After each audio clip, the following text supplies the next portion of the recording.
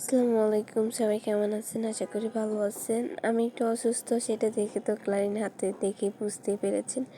এই টাইমটা আসলে আমার সবচেয়ে মৃত্যুর সাথে লড়ার একটা টাইম, বা আমি মৃত্যুর সাথে লড়ছি, সেটা আমাকে দেখে বুঝতেছেন আমার কতটুক ভয়ঙ্কর কষ্ট, কতটুক মানে চেষ্টা বা কতটুক ইয়ের পরে যাক আল্লাহ তাআলা আমাকে কষ্টের বিনিময়ে আমাকে আমার জীবন ফেরত দিছে, যেটা দেখে সেটা বুঝতে পেরেছেন।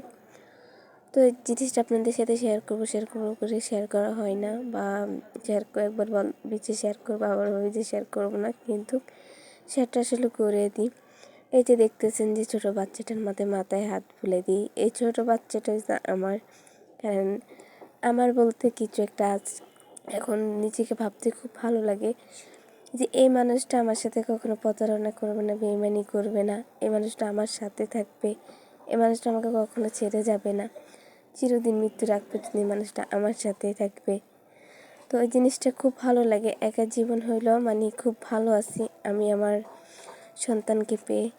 আর এই যে চোখের পানিটা দেখতেছেন না, এই চোখের পানিটা এটার কারণে দেখতেছেন যে আগে জানি না আসলে খুব করে সুন্দর করে একদম মনের থেকে, হ্যাঁ, আম্মুরে যেভাবে ঠিক ডাকতে পারতাম, ঠিক এই জিনিসটাকেও আমি ঠিক ওভাবে করে ডাকতে পারতেছি।